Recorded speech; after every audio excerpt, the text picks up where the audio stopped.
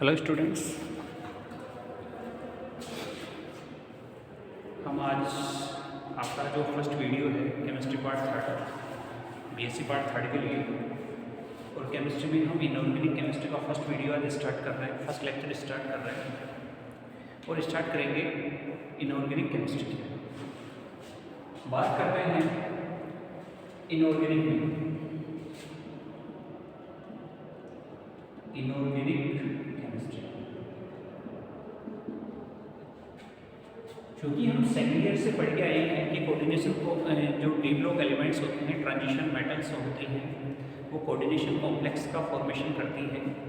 और coordination complex किस तरह से बनते हैं तो हम प्रीवियस जो क्लास थे हमारी, हम उसमें पढ़ के आए हैं कि जैसे बीबीटी और सीएफटी दो ऐसे थ्योरीज हैं जिसके आधार पर ये कोऑर्डिनेशन कॉम्प्लेक्स का फॉर्मेशन करती है। लेकिन यहाँ हम बात करेंगे कोऑर्डिनेशन कॉम्प्लेक्सेस के लिए जो अदर थ्योरीज हैं वो किस प्रकार कोऑर्डिनेशन कॉम्प्लेक्स का निर्माण करती हैं। तो यहाँ से हम आज जो स्टार्ट करेंगे हमारी यूनिट है वो सेकंड है, और सेकंड यूनिट होती है संक्रमण धातुओं के लिए,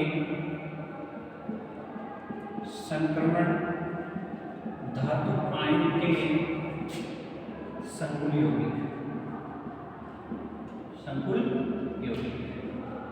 तो यूनिट कौन सी होगी हमारी? संक्रमण धातु आयनों के संकुल यौगिक। हम बात करते हैं कि जो संक्रमण धातु आयन है, डी ब्लॉक जो मेटल्स हैं, जो डी ब्लॉक मेटल आयन हैं, वो किस प्रकार के कोऑर्डिनेशन कॉम्प्लेक्स का फॉर्मेशन करते हैं।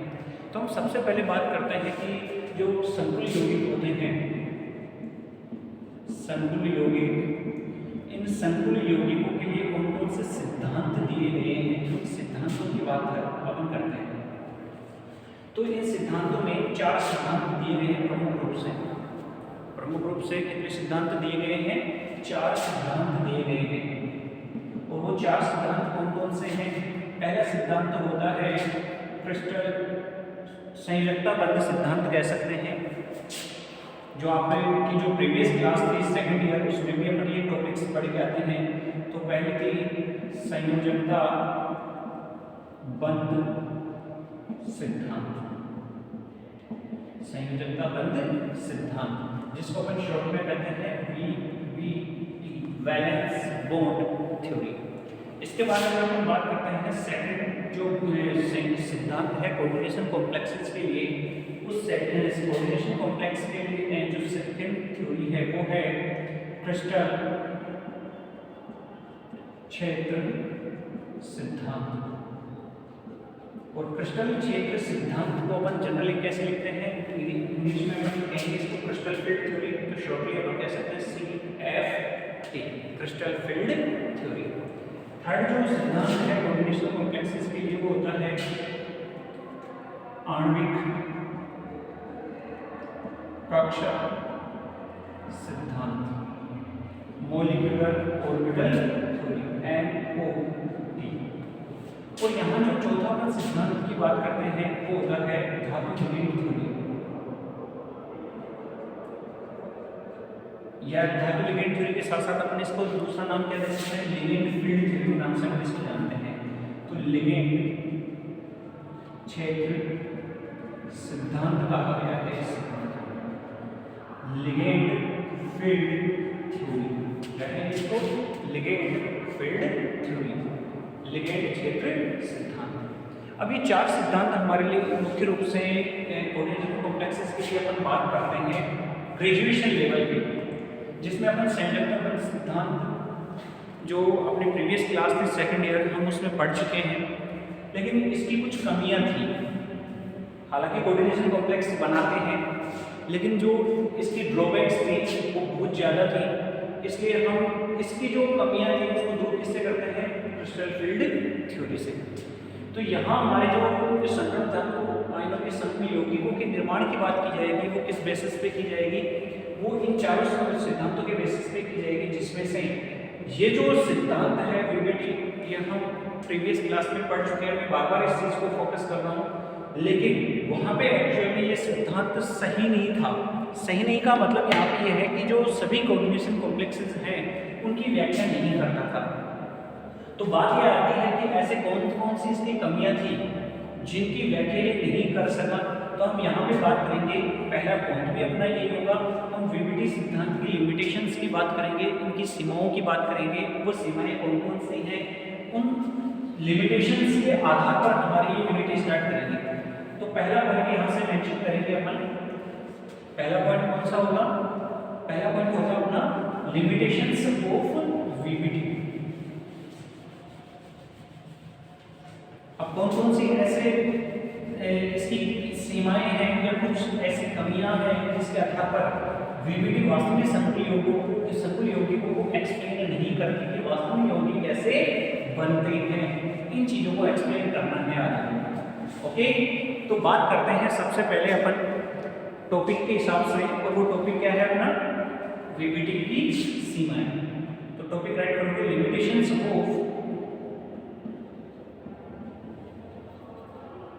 Limitations of VBT.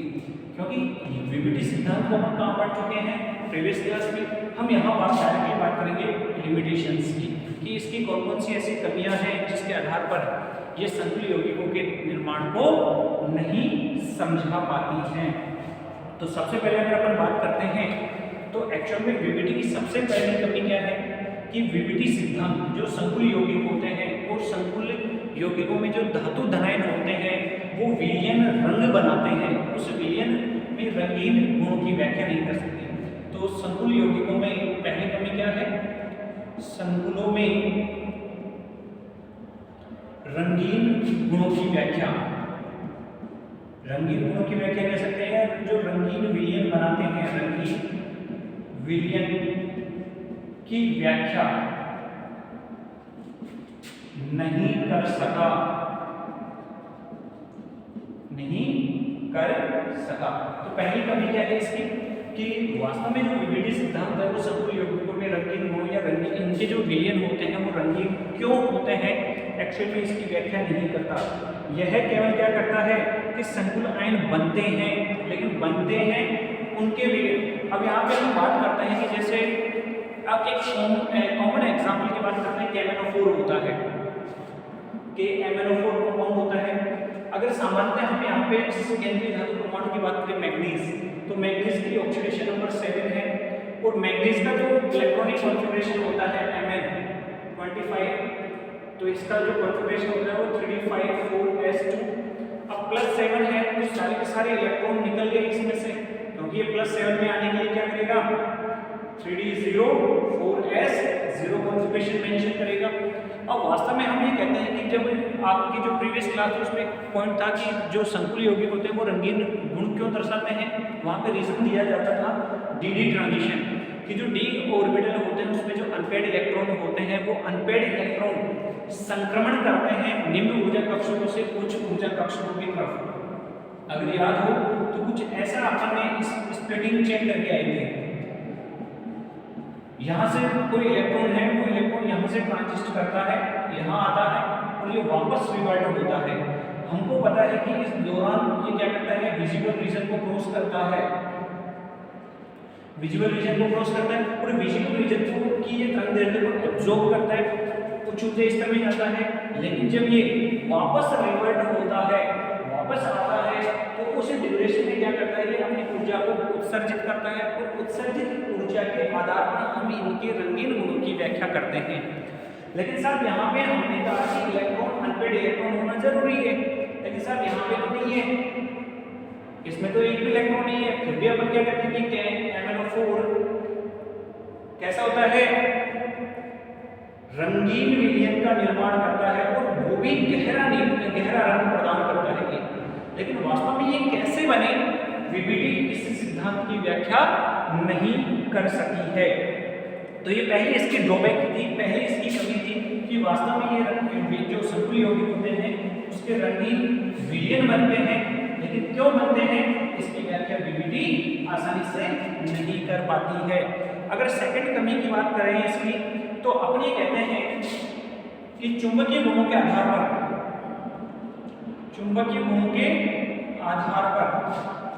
संकुल बनते हैं, चुंबकीय गुणों के आधार पर संकुल बनते हैं, लेकिन संरचना के आधार पर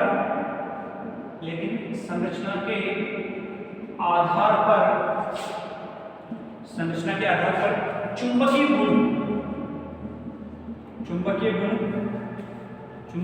गुणों के मान नहीं बताए जा सकते हैं। मतलब ये है, इस पॉइंट को समझो। पॉइंट क्या कह रहा है कि चुंबकीय गुणों के आधार पर आपने कहा है कि चुंबकीय गुण कम है, ज्यादा है, या ये कहें कि इसमें जो ऑर्बिटल्स होते हैं, जब अभी थोड़ी देर पहले अपन स्प्लिटिंग की बात की, तो वो स्प्लिटिंग है वो अनपेड इलेक्ट्रॉन के बेसिस पे है। अनपेड इलेक्ट्रॉन के आधार पर आपने कहा कि उस संकुल यौगिक की संरचना तो बना ली अपने, लेकिन संरचना के आधार पर पर्टिकुलर यहाँ पे कोई ये एक्सप्लेनेशन नहीं दिया गया कि उन अनपेड इलेक्ट्रॉनों के बेसिस पे हम कैसे उनके चुंबकीय गुणों के मानों का परिकलन करते हैं या मान कैसे निकाले जा सकते हैं, ये ध्यान रखना है। तो सेकंड पॉइंट क्या था कि संरचना के आधार पर चुंबकीय गुणों के मान नहीं बताए जा सकते हैं। अगर अपन बात करें थर्ड पॉइंट के लिए, तो थर्ड पॉइंट ये कहता है कि वास्तव में इसके लिए जो चुंबकीय गुण है वो मान नहीं है। मान भी लेते हैं कि ये चुंबकीय गुणों की व्याख्या करते हैं, लेकिन एक्चुअल में इनके जो वास्तविक मान है, उनके जो वैल्यू की बात अपन करते हैं, चुंबकीय गुणों की बात करते हैं, मात्रात्मक मापन की बात करते हैं, तो चुंबकीय गुणों का मात्रात्मक मान नहीं दिए जा सकते। इसके आधार पर वीवीटी के आधार पर। ये इसका थर्ड पॉइंट है। और थर्ड पॉइंट और सेकंड पॉइंट जो है वो ऑलमोस्ट अपन सिमिलर के रेफरेंस में बात करते हैं, लेकिन इसके बाद में अगर अपन बात करते हैं कि ये किस प्रकार के यौगिक बनते हैं या इनकी जो स्टेबिलिटी है वो कैसे निर्धारित करते हैं, जब चुंबकीय गुणों के मात्रात्मक मानों की बात नहीं करता, तो आगे पॉइंट ये कहता है कि कई बार अपन ये देखते हैं कि कोऑर्डिनेशन कॉम्प्लेक्स में कई बार तो आंतरिक डी कक्षक भाग ले लेता है संकरण में, और कई बार बाह्य डी कक्षक भाग ले लेता है। तो आंतरिक डी कक्षक और बाह्य डी कक्षक के आधार पर हम ये कहते हैं कि जो इनका कॉम्प्लेक्स का बनना है, मतलब बाह्य चक्रण संकुल और आंतरिक चक्रण संकुल और आंतरिक चक्रण संकुल, बाह्य चक्रण संकुल है आंतरिक चक्रण संकुल यौगिकों का बनना इस सिद्धांत के आधार पर नहीं बताया जा सकता कि ये यौगिक कैसे बनते हैं, कैसे ये कब निम्न चक्रण संकुल बनते हैं और कब ये उच्च चक्रण संकुल का निर्माण करते हैं। वास्तव में वीवीटी के सिद्धांत की व्याख्या नहीं कर पाती है। इसी आधार पर अगर अपन बात करते हैं कि ये जो कोऑर्डिनेशन कॉम्प्लेक्स बनाते हैं, इन कोऑर्डिनेशन कॉम्प्लेक्सेस में जो धातु आयन होते हैं उनकी जो तुलना होती है वो किस प्रकार की होती है। मतलब ये है कि जैसे अपन दो यौगिकों की बात करते हैं, ये नंबर 5 कभी इसकी बात करते हैं। मतलब ये है कि अगर वीवीटी की बात की जाए तो वीवीटी सिद्धांत वास्तव में जो कोऑर्डिनेशन कॉम्प्लेक्सेस होते हैं उसमें जो जल होता है एज ए लिगेंड, या ये कहें कि ये क्रिस्टलीय जल के रूप में भी उपस्थित होता है। वास्तव में हम वीवीटी सिद्धांत की व्याख्या नहीं कर पाती है। मतलब ये है कि जैसे अपने कॉम्प्लेक्स की बात करते हैं COH2O का होल 6+2, OH2 का होल 6+2, हम ये कहते हैं कि इसमें 6 लिगेंड हैं। इस यौगिक में 6 लिगेंड कैसे हैं, H2O के हैं, जल के हैं, लेकिन इन सभी 6 H2O लिगेंडों के साथ जो कोबाल्ट की जो दूरी होती है, मतलब मेटल लिगेंड जो डिस्टेंस होती है, दूरी की बात करते हैं, वो सभी के सभी में इक्वल नहीं है, समान नहीं है। हम ये कहते हैं कि इन 6 में से 4 लिगेंड हैं वो तो समान दूरी के हैं, समान दूरी पे उपस्थित होते हैं, जबकि इसमें से जो 2 लिगेंड होते हैं उनकी दूरी मेटल लिगेंड जो दूरी है वो अलग है। वो अलग क्यों है, किस कारण से होती है, इस सिद्धांत की व्याख्या वीबीटी नहीं कर पाता है। तो नेक्स्ट जो पांचवा पॉइंट है वो क्या है, एक्सप्लेन कर रहा है कि जो कोऑर्डिनेशन कॉम्प्लेक्स है उसमें जो लिगेंड्स उपस्थित होते हैं और लिगेंड्सों के बीच में जो मेटल लिगेंड दूरी होती है वो वास्तव में समान नहीं होती। लेकिन क्यों नहीं होती, वीबीटी इसकी व्याख्या नहीं कर पाता है। अगर हम बात करते हैं नेक्स्ट पॉइंट के लिए, तो अपन यहाँ पे जैसे CO+ और CO+2 की बात करते हैं, CO+2 कोबाल्ट+2 आयन और Cu+2 आयन की बात करें तो इनके एक्सप्लेनेशन के लिए नंबर 6 पॉइंट की बात करेंगे अपन दो धातु आयनों की बात कर रहे हैं। 5 पॉइंट समझ में आ गए। तो हम बात कर रहे हैं छठे पॉइंट के लिए, वो पॉइंट क्या है चेक करना है एक बार।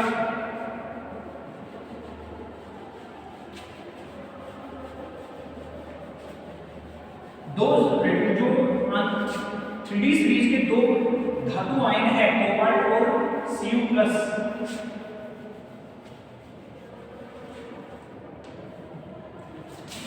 नंबर 6 पॉइंट था, CO+2 है और Cu+2 है।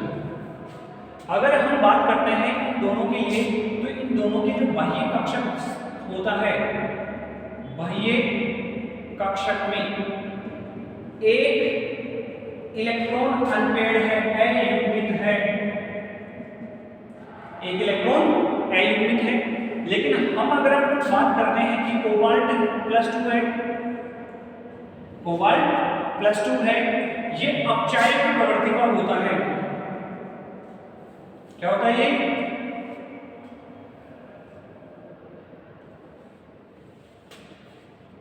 प्रबल अपचायक प्रकृति का होता है। एक बार इसको चेक करना कि इसमें जो अपचायक गुणों की बात अपन करते हैं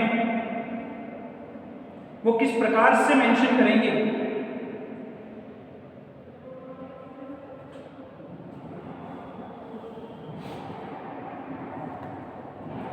अपचायकी की बात ना करके एक चीज की बात करते हैं कि इनमें जो इलेक्ट्रॉन उपस्थित होंगे, एक बार कॉन्फ़िगरेशन की बात करते हैं इनमें। CO+2 की बात करें तो देखो इसका जो बाह्यतम कोबाल्ट कितने नंबर पे आता है, 27 पे आता है, 3d7 4s2 और कॉपर आता है 29 पे, 3d10 4s1। दो इलेक्ट्रॉन बाहर जा रहे हैं, CO+2 की फॉर्म में है, तो 3d7 4s0 कॉपर है, सॉरी +2 की फॉर्म में आ रहा है 3d9 4s0 पे जाएगा। ठीक है, अब यहाँ पे अपन कह रहे हैं कि इसमें जो d ऑर्बिटल है उसमें जो इलेक्ट्रॉन फुलफिल है 1 2 3 4 5 6 और 7। ओके, यहाँ पे अगर अपन बात करते हैं 1 2 3 4 5 6 7 8 और 9, हम दोनों ही कॉम्प्लेक्स के लिए अगर अपन बात करते हैं इलेक्ट्रॉनों के ट्रांजिशन के लिए, समभ्रंश कक्षक होते हैं ऊर्जा के, तो ये दो कक्षक निम्न ऊर्जा के और 3 कक्षक उच्च ऊर्जा के। कॉपर के लिए भी अगर हम बात करते हैं ये 5 समभ्रंश कक्षक हैं जिसमें निम्न ऊर्जा के कक्षक और उच्च ऊर्जा के कक्षकों का निर्माण करते हैं। तो यहाँ पे 1 2 3 4 5 6 और 7 इलेक्ट्रॉन है। यहाँ है 1 2 3 4 5 6 7 8 1 9। अब बात करते हैं इनमें इलेक्ट्रॉन भरने के लिए, तो पहला इलेक्ट्रॉन, दूसरा, तीसरा, चौथा, पांचवा और ये छठा। 7वां इलेक्ट्रॉन कहाँ आ रहा है, ऊपर जा रहा है। 7वां इलेक्ट्रॉन कहाँ जा रहा है, उच्च ऊर्जा के कक्षक पे जा रहा है। बात करते हैं यहाँ पे 1 2 3 4 5 6 7 8 9। तो देखो ये एक चीज कॉमन फैक्टर की बात अगर करें कि चाहे अपन CO+2 की बात करें, Cu+2 की बात करें, जो इनमें एक एलिमेंट इलेक्ट्रॉन होता है वो उच्च ऊर्जा कक्षकों में जाता है, उच्च ऊर्जा के कक्षकों में है। ये उच्च ऊर्जा के कक्षकों में जाता तो है, लेकिन क्यों जाता है या इनको वहां जाने के लिए जो आवश्यक ऊर्जा है, ऊर्जा देखो किसी भी इलेक्ट्रॉन को उच्च ऊर्जा में जाने के लिए क्या करना पड़ेगा, ऊर्जा की प्राप्ति करनी पड़ेगी, ऊर्जा का अवशोषण करना पड़ेगा। लेकिन वीबीटी इस पॉइंट को एक्सप्लेन इसलिए नहीं कर पाती है, या ये कहें कि पॉइंट क्यों एक्सप्लेन नहीं कर पा रही कि ये उच्च ऊर्जा स्तर पे पहुंचे कैसे, आवश्यक ऊर्जा कहां से मिली, इस चीज को वीबीटी एक्सप्लेन नहीं कर पाती है। इस पॉइंट को वीबीटी एक्सप्लेन नहीं कर पाती है। तो ये इसकी छठी ड्रॉबैक्स थी, छठी लिमिटेशन थी कि वास्तव में जो संकुल यौगिक होते हैं उसमें विभिन्न प्रकार के संकुल यौगिक बनते हैं, इलेक्ट्रॉनों का स्थानांतरण होगा, लेकिन स्थानांतरण के लिए जो आवश्यक ऊर्जा है वो कहां से मिलती है इसकी व्याख्या नहीं करती वीबीटी। नेक्स्ट ड्रॉबैक्स की बात अगर करते हैं अपन इसके लिए, तो वो ड्रॉबैक क्या है, इसकी नेक्स्ट कमी क्या है।